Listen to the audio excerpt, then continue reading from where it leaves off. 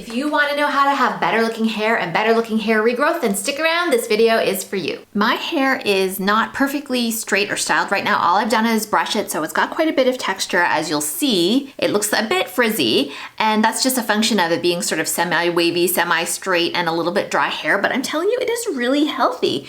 I'm gonna do a little bit of a close-up and you'll see I don't really have any split ends, and the regrowth is not too crazy sticky up in the air. Feels all nice and soft and smooth. So I'm gonna tell you how I maintain my hair and keep it looking healthy and well-styled. You're gonna love these tips. They don't cost any money, really. It's like you don't require purchasing anything than the stuff you already have. Some of it is info you already have, but I'm feeling like people keep asking me about this stuff and it's like, we gotta go back to the basics, but people just need a refresh even on the basics, I think, sometimes. So here we go. My first tip for healthy, shiny, beautiful, soft hair and hair regrowth is to use something. I'm using this expensive product. It doesn't need to be an expensive product like this one, but something that you can put in your hair after the fact. It could be a serum. Look, I use an inexpensive serum also from Trader Joe's, and it works perfectly well as well. You don't need to purchase anything expensive like this. This I got in a package with some other Kerastase products and I really wanted to try it. It smells amazing, but honestly, you could use something inexpensive as well. It doesn't have to be this like super pricey product. And if you're putting in moisture, any kind of hair moisturizing after the fact type product like this is called a polishing milk or a serum. Never do clumps here, always start from the back and work it in, but definitely look after some of the frizzy and the dryness with an after product. After you shampoo and conditioner, use conditioner. So that is my first tip. Oh, and I also wanted to say, if you're curious about how I know all this stuff and how I became an expert on hair health and hair regrowth, well, 3 years ago, I was completely bald. So if you wanna go ahead and check out that video, I'm gonna drop it here for you, up there and down in the description box below. So have a look. That's how I got to where I am now. And my hair is just feeling really great, really healthy. It's pretty shiny and completely damage-free. So these tips all definitely work for me. My next tip for healthy looking hair and hair regrowth is to change up your part.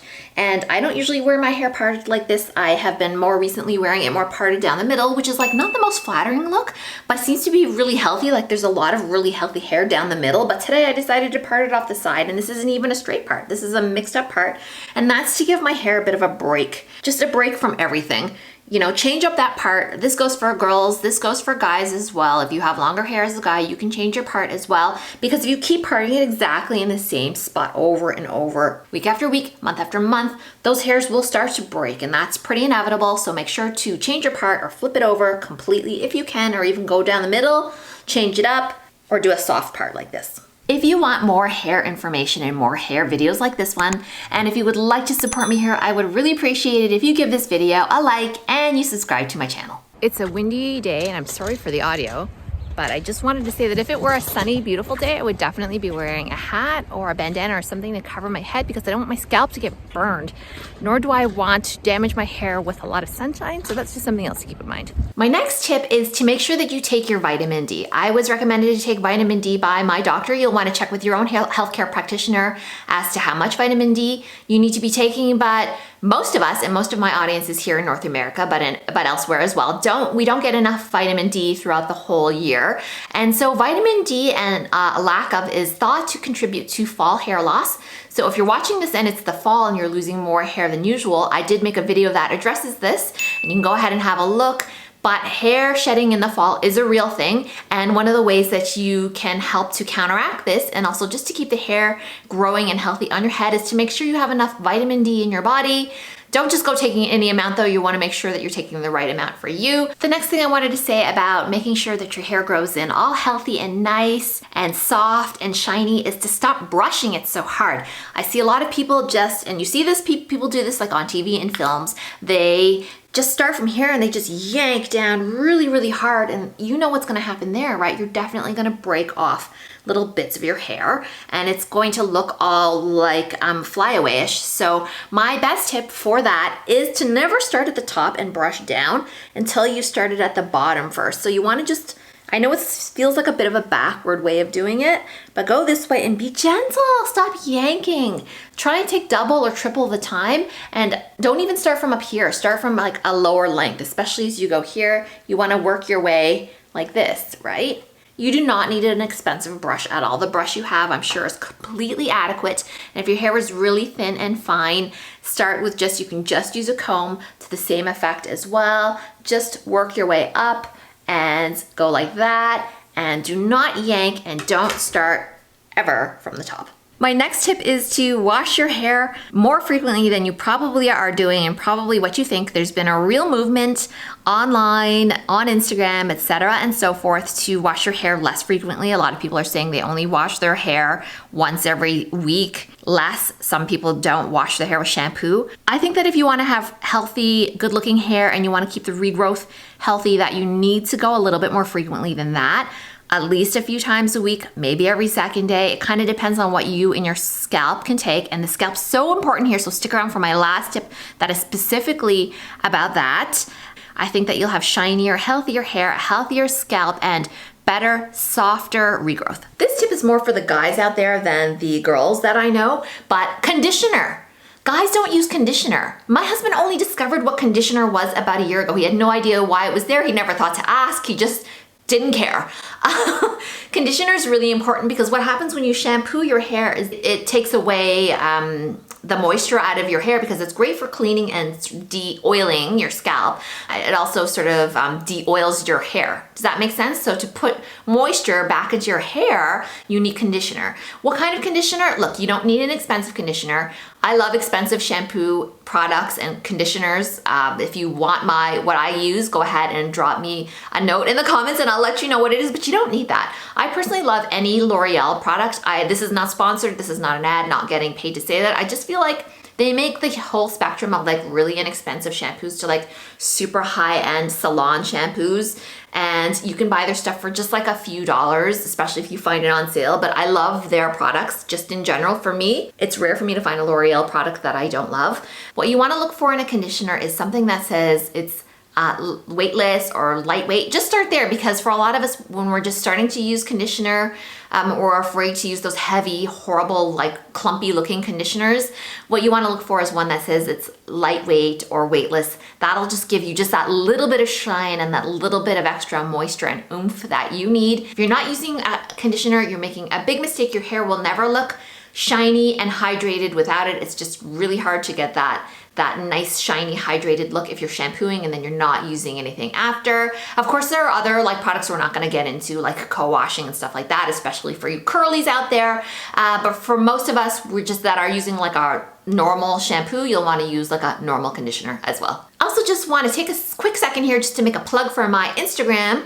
I have made a bit of a renewed effort here to connect with people. I know that you have questions you want to specifically ask me, especially when it comes to like Rogaine and minoxidil, and you're welcome to do that. Just find me on Instagram. I will drop it down below and connect with me there.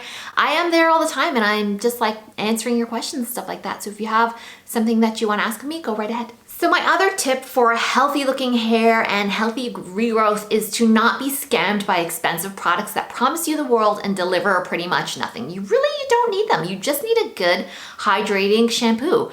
What that looks like, I don't know. What is a brand that you really like? Do you like Dove? Then look for a nice hydrating shampoo that they make. If you're like me and you like L'Oreal, do that. You know, you don't have to spend tons and tons of money on expensive stuff, although, you know, the huge marketing machine would have you believe that you need X, Y, Z to have perfect looking hair. You really, really don't. And I think some cases, some of those products can do more harm than good. Maybe the formulation is fine, but they really get your hopes up, and when they don't deliver, it's pretty upsetting when they don't. I would say spend more time brushing your hair properly and looking after your scalp, and that's my next tip, so stay tuned for that.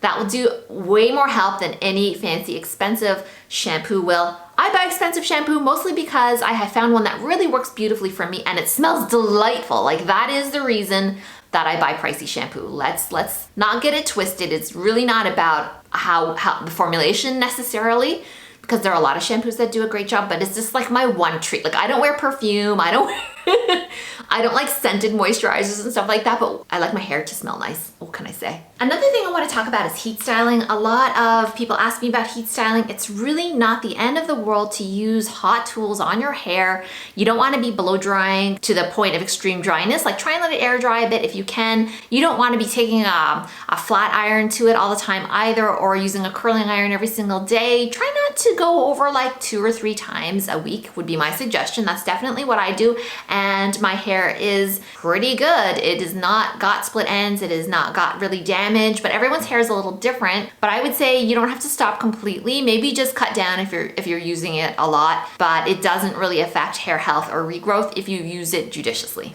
Oh, by the way, it's not just me saying that. It's like hairstylists like Brad Mondo, or even curly hair girls like Mains by Mel. Like, I'm not just making this up. Most stylists will tell you, and hair experts will tell you, that you can use it a little. My last tip, and probably my best tip, is just don't mess with your scalp too much. I think that people want to do too much to try and protect or baby the hairs by putting tons of product on the top there, and I really don't think you need that. At least in my experience, that has definitely not been the case. The less I do, the happier my scalp and my hair seems to be when in terms of like leave-in masks, exfoliating sort of scrubby contraptions. Derma rolling is something that I get asked about, but I don't do. I mean, your scalp is skin, so the more stuff you put on it, sometimes the more irritated and unhappy and flaky and itchy it will be. Although I do use, as you guys know if you followed me here for a while, Rogaine and minoxidil. Those can have a drying effect for some people. But in general, when my hair is not excessively acting up, when my scalp is not excessively flaky or acting up or anything like that, I just leave it be. Sometimes the less you do, the better it is. And I just really want to reinforce to you guys that, you know, there's Sugar Bear Hair, there's Tati's Halo Vitamins, there's this supplement, that supplement. The end of the day, sometimes less is more, and I really think that will help. And I know that that's not always what people want to hear, but I'm telling you, get back to the basics, and I'm telling you, your hair will look healthier, shinier, and I know it will be happier, and so will you. All right, I hope that was helpful. Thanks so much for joining me here, and we'll see you soon.